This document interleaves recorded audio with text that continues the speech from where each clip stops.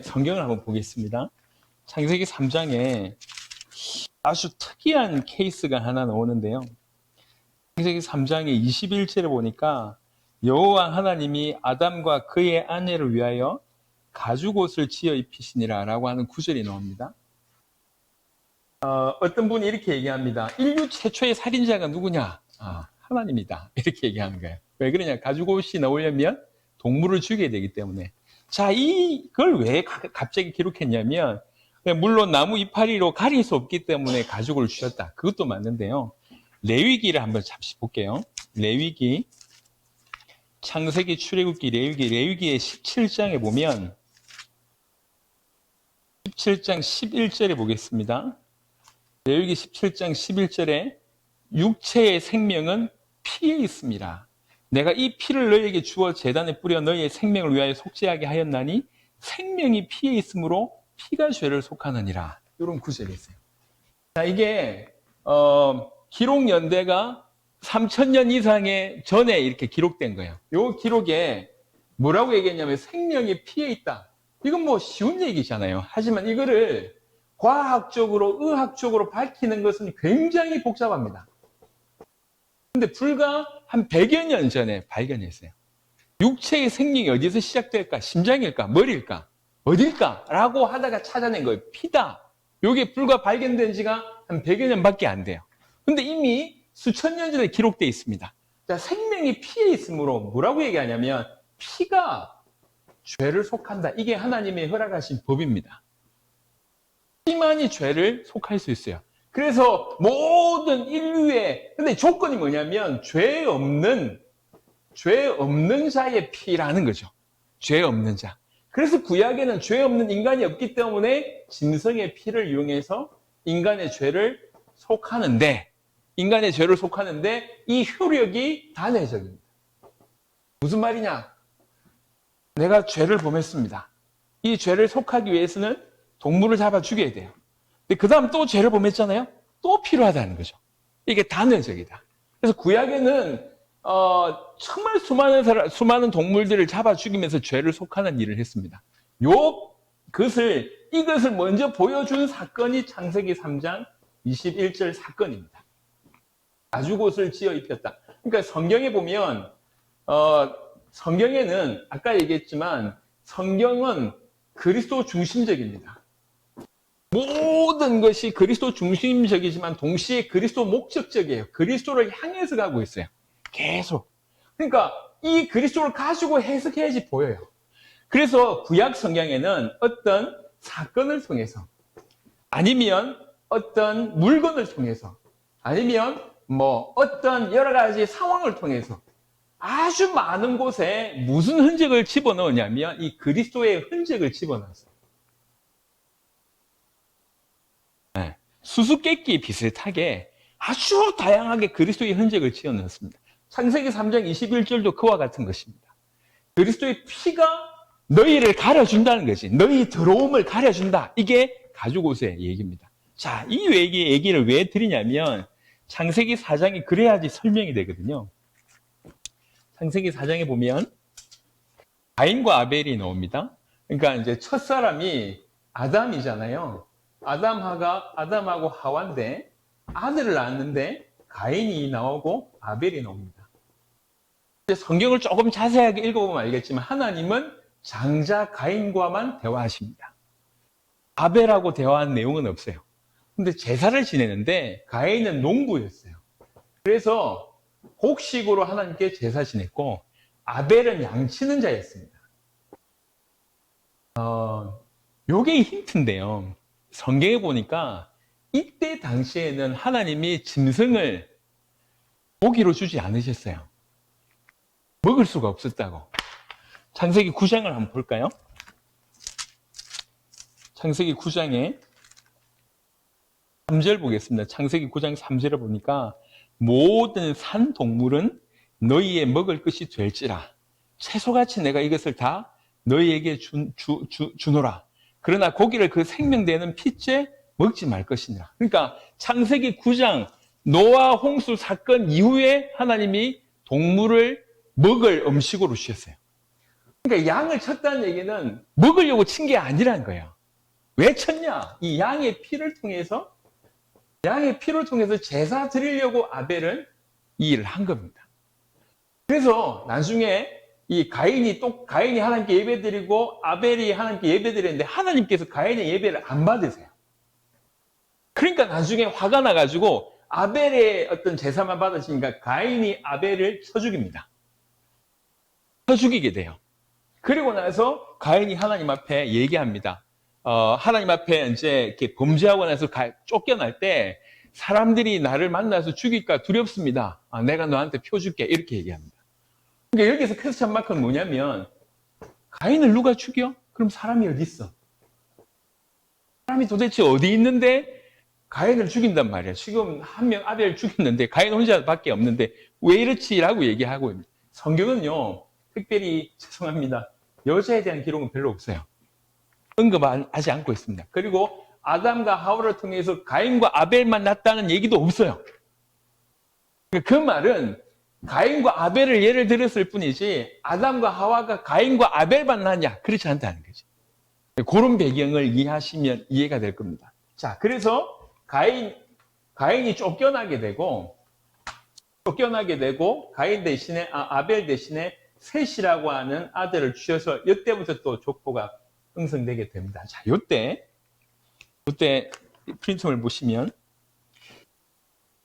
세월이 지난 후에 가인은 땅의 소산으로 제물을 삼아 여호와께 드렸고 아벨은 자기도 양의 첫 새끼와 그 기름으로 드렸더니 여호와께서 아벨과 그의 제물은 받으셨으나 이 가인의 제사는 받지 않았습니다. 그래놓고 창세기 4장 7절에 하나님이 가인을 책망합니다. 네가 선을 행하며 어찌 낯을 들지 못하겠느냐? 선을 행하지 아니하면 죄가 문에 엎드려 있느니라.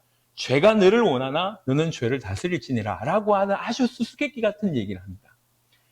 이 가인이 특별히 잘못한 게 없어요. 이건 아벨 죽이기 전 얘기거든요.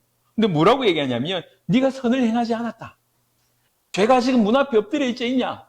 그 죄가 문에 엎드려 있는데 죄가 너를 원하고 있다. 근데 너는 죄를 다스려야 될 거 아니냐? 죄 다스리는 방법이 뭐냐? 피 드리라 이 얘기예요. 히브리서를 한번 보겠습니다. 히브리서에 가인과 아벨 사건에 대한 얘기를 하고 있습니다. 지금 여러분에게 그림을 그려드리려고 하나씩 설명을 좀 드리는 겁니다. 히브리 신약 성경에 저 뒤에 가시면 히브리 11장이 있습니다. 히브리 11장 4절 보겠습니다. 믿음으로 아벨은 가인보다 더 나은 제사를 하나님께 드림으로 의로운 자라 하시는 증거를 얻었으니 하나님이 그 예물에 대하여 정언하심이라. 두 문구가 나와 있습니다. 하나는 아벨을 믿음으로 드렸다. 그러면서 그 예물이 증거다. 이렇게 얘기하는 거예요. 아까 얘기했습니다. 아벨은 밥 먹고 살려고 양 친 게 아니에요. 아벨은 피제사 드리려고 양을 친 겁니다. 이 의미를 빨리 알아들인 거죠. 그래서 그 예물 자체가 그것을 증거한다. 이 사람이 정말 믿음이 있었는지 없는지 증거한다. 이렇게 얘기하는 거예요. 그래서 이런 흔적들이 다 뭐냐면 다 그리스도를 예표하는 겁니다. 그냥 구약에 이런 일이 있었습니다를 얘기하는 게 아니라 이걸 설명하기 위해서 얘기 계속 하는 겁니다. 가죽옷, 그 다음에 피, 그리고 그 예물, 막 이런 것들을 계속 얘기하는 것이 그리스도를 그리스도를 나타내기 위한 그런 흔적들입니다. 자, 그리고 창세기 6장으로 한번 넘어가 보겠습니다. 창세기 6장에 5절에 보면 여호와께서 사람의 죄악이 세상에 가득함과 그의 마음으로 생각하는 모든 계획이 항상 악할 뿐임을 보시고 땅 위에 사람 지으셨음을 한탄하사 마음에 근심하시고 이르시되 내가 창조한 사람을 내가 지면에서 쓸어버리되 사람으로부터 가축과 기는 것과 공중의 새까지 그리하리니 이는 내가 그것들을 지었음을 한탄함이니라 하시니라. 이제 이런 일이 벌어졌습니다. 창세기 1장부터 창세기 6장까지의 변화를 이제 성경으로는 얘기하고 있지 않지만 과연 인구가 어느 정도 늘어났을까를 어떤 이제 연구를 하기 시작한 거예요. 요 기간 동안에. 우리는 지금 한 세대를 25년으로 보는데 25년보다 조금 더 줘서 사람들이 늘어났을 때 창세기 6장 이 노아 홍수 사건 때 인간들이 어느 정도 있었을까? 70억에서 120억 정도로 보고 있습니다. 산술적으로 얘기하면. 지금 우리 전 세계보다 많은 거예요. 그 전 세계보다 많은 그때의 타락이 지금 극에 달하고 있습니다. 보세요. 아주 예수님께서 아주 조금 그 비밀스러운 얘기를 한 말씀이 한 군데 있는데 마태복음 한번 보겠습니다. 말세가 어떻게 될 것이냐를 언급한 구절이 있습니다. 창세기, 마태복음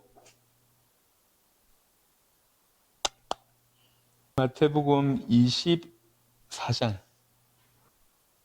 마태복음 24장 37절에 보면 마태복음 24장 37절 노아를 언급합니다. 노아의 때와 같이 인자의 임함도 그러하리라. 마지막 때는 노아의 때와 같다. 홍수 전에 노아가 방주에 들어가던 날까지 사람들이 먹고 마시고 장가들고 시집가고 있으면서 홍수가 나서 그들을 다 멸하기까지 깨닫지 못하였으니 인자의 임함도 이와 같으리라. 예수님이 친히 마지막 때를 비유하면서 노아의 때라고 얘기합니다. 이 노아의 때의 특징이 뭐냐? 이런 거예요. 하나님께서 이제 이 사람 지으셨음을 한탄하시고 멸하시겠다. 완전히 멸망시키겠다고 하면서 노아의 가족을 선택합니다. 총 8명의 노아의 가족을 노아를 선택하셔서 방주를 지으라고 하는데 120년 동안 방주를 지으라고 합니다. 여기서 우리가 모르는 몇 가지 사실. 일단 아까 궁창 위의 물이라고 하는 배경을 둔다고 할 때에 비가 내린 적이 없습니다. 비 내린 걸 본 적이 없어요. 그리고 산 꼭대기에 방주를 짓습니다. 방주의 길이를 여기 적어놨는데 우리 이제 규빗이라고 보통 규빗은 여기서부터 여기까지를 얘기하는데 오늘날 통칭으로 얘기하자면 폭이 23m, 폭이 길이가 135m. 그러니까 이제 보통의 미식 축구 경기장보다 커요. 그리고 그것이 3층으로 되어 있습니다. 이거를 120년 동안 짓습니다. 산꼭대기에서. 그러면서 뭐라고 얘기하냐면 성경 다른 군데 보면 노아가 방주만 지었을 뿐만 아니라 계속 말씀을 전했음을 언급하고 있습니다. 하나님이 심판하신다. 심판하신다. 방주에 들어오면 산다. 비로 심판하시고 홍수로 심판하시는데 방주 들어오면 산다라고 120년 전했을 때 아무도 받지 않았습니다. 아무도 받지 않으면서 뭐라고 얘기하고 있냐면 마태복음 24장에는 여전히 시집가고 장가가고 그냥 평범한 삶을 얘기하는 거예요. 먹고 마시고 시집가고 장가가는데 절대로 귀담아 듣지 않습니다. 심판에 관해서. 곧 심판 온다. 너희가 타락이 극에 달해가지고 노아의 때가 창세기 6장에도 언급한 것처럼 타락이 극에 달해가지고 이렇게 막 하고 있는데 곧 심판 온다. 예. 해방받아야 되지 않냐, 구원받아야 되지 않냐라고 얘기할 때에 노아의 때의 사람들이 아무도 귀 기울이지 않았다. 말세 때 그렇게 된다. 지금이 그와 같은 상황입니다. 그래서 신학자들과 나름대로 이렇게 숫자에 밝은 사람이 연구할 때 이런 얘기를 해요. 그래서 홍수는 지엽적인 사건이 아닙니다. 어떤 사람들이 여러 민족에 가서 민족의 시초를 거슬러 올라가 볼 때 대부분 홍수와 관계 있는 얘기를 해요. 홍수와 관계 있는 얘기를.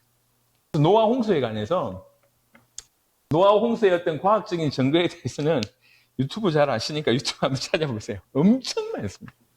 너무 세밀하게 기록되어 있는데 그리고 아니 여기 공룡 들어갔습니까? 공룡 들어갔습니다.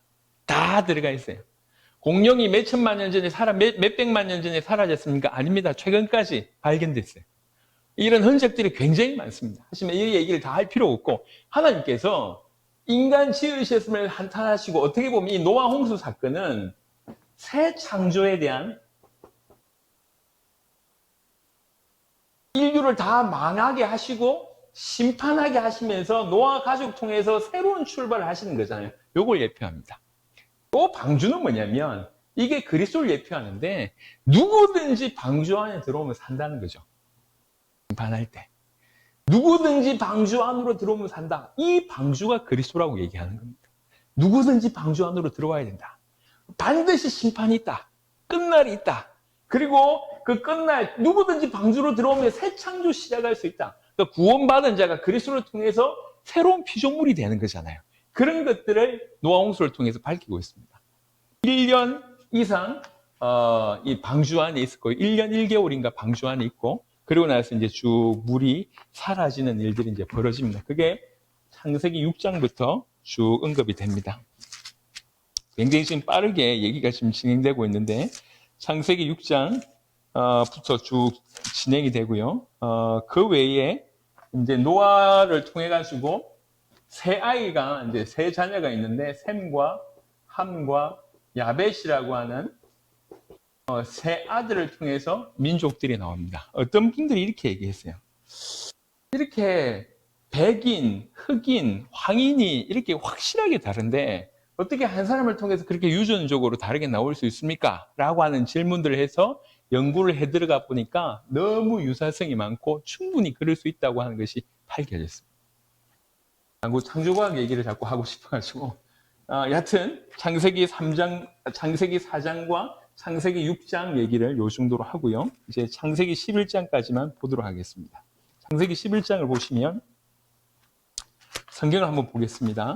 창세기 11장 1절부터 온 땅의 언어가 하나요 말이 하나였더라. 이에 그들이 동방으로 옮기다가 시날 평지를 만나 거기 거류하며 서로 말하되 자 벽돌을 만들어 견고히 굽자 하고 이에 벽돌로 돌을 대신하며 역총으로 진흙을 대신하고 또 말하되 자 성읍과 탑을 건설하여 그 탑 꼭대기를 하늘에 닿게 하여 우리 이름을 내고 온 지면의 흩어짐을 면하자 하더니 아니 도대체 뭐가 잘못했는데 하나님께서 흩으셨습니까? 이럴 수 있습니다. 조금 더 보고 제가 설명을 드리겠습니다.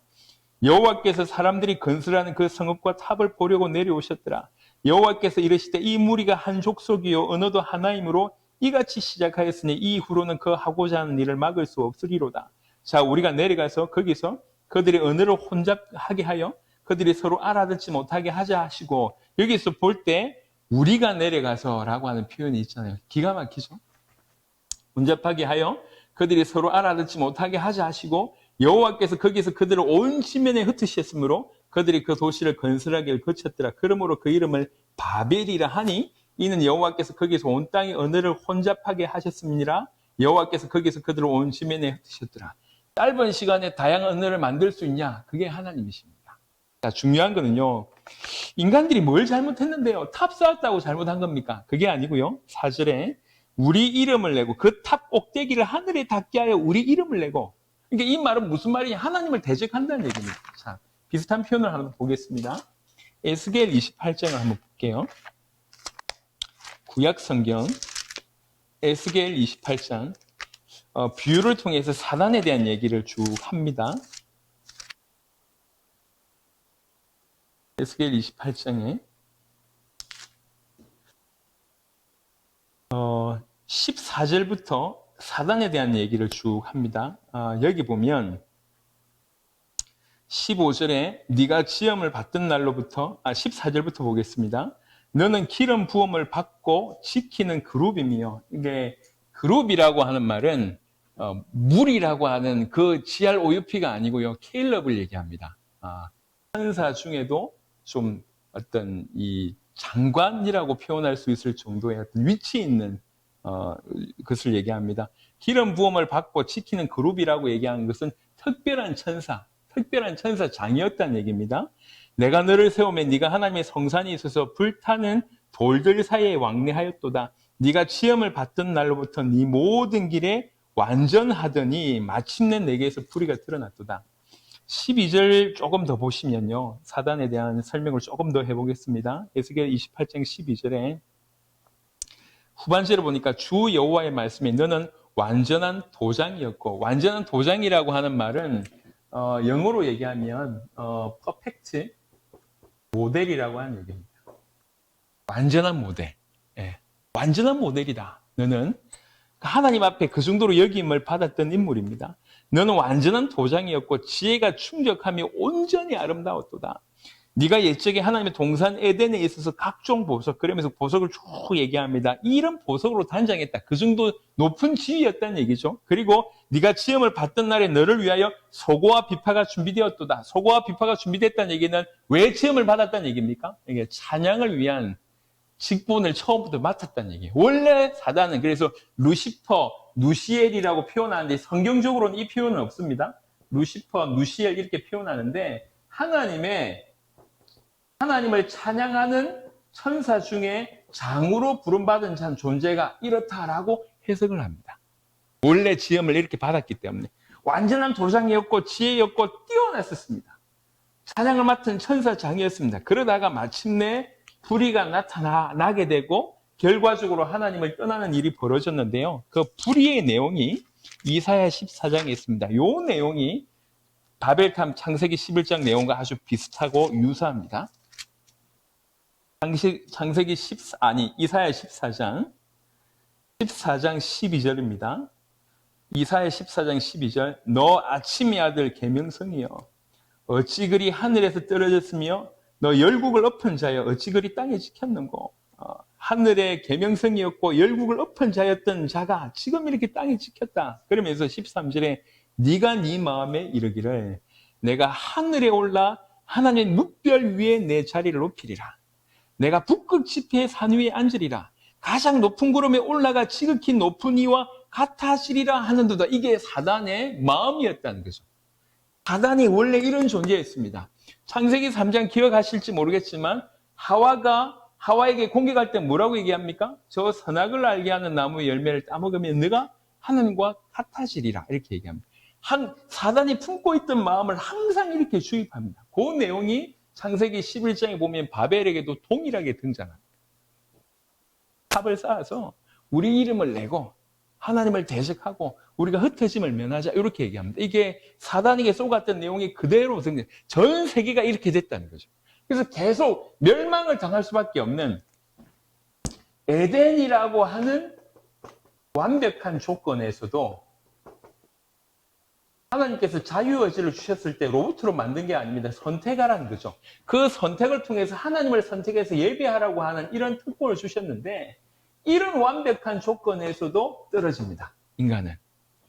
그 이후에 인간이 어떤 존재인지를 계속 얘기하고 있는 것이 창세기 4장에 가인이 아벨을 죽이는 사건. 그리고 창세기 6장에 도무지 그 모든 죄악이 너무나 세상에 편만해가지고 이 땅을 쓸어내지 않으면 안 될 만큼 그리고 나서 노아 후손을 통해서 얼마 지나지 않아서 또다시 바벨의 일이 벌어집니다. 그래서 성경 전체를 보면 인간이 어떤 상태인지를 계속 이런 형태로 풀어내고 있습니다. 인간은 하나님을 떠나서 죽은 상태다. 인간은 하나님과 원수되어 있는 상태다. 인간은 죄인이다. 인간은 저주를 받을 수밖에 없다. 처음부터 끝까지 하나님의 율법을, 하나님의 약속을 어기는 자다라고 하는 것이 구약 성경에 계속 대표됩니다. 너희는 구원받을 수 있는 자격이 없어. 그 얘기가 구약입니다.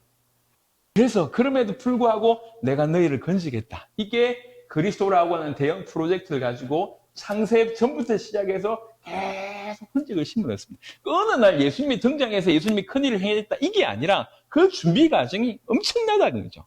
지금 이제 우리 사업하시는 분들 요 하나가 나오기 위해서 준비하는 과정 엄청나잖아요. 실제로 예수님이 등장하기 전에 인간들을 건져내시기 위한 하나님의 계획들이 엄청나게 이루어지고 있습니다. 근데 시종일관 보여지고 있는 건 뭐냐면 인간은 하나님과 원수다. 인간의 상태가 이렇다. 완벽한 조건에서도 저렇게 타락할 만한 상태였기 때문에 틈날 때마다. 그래서 재밌는 성경 구절이 성경이 사사기 같은 데입니다. 사사기는 계속 이스라엘 민족이 건져놓으면 또 망하고 건져놓으면 또 망하고 이게 반복되는 것이 사사기예요. 인간의 모습이 그 정도로 비참한 모습을 아주 적나라하게 보여주고 있는 것이 사사기입니다. 이게 이스라엘의 역사고 인류의 역사입니다. 그럼에도 불구하고 하나님께서 인간을 건져내시겠다는 것이죠. 자, 한 구절을 통해서 마무리를 해보겠습니다. 로마에서 5장, 시간이 빠르네. 로마에서 5장. 시간이 없다고 생각해서 빨리 냈댔네요.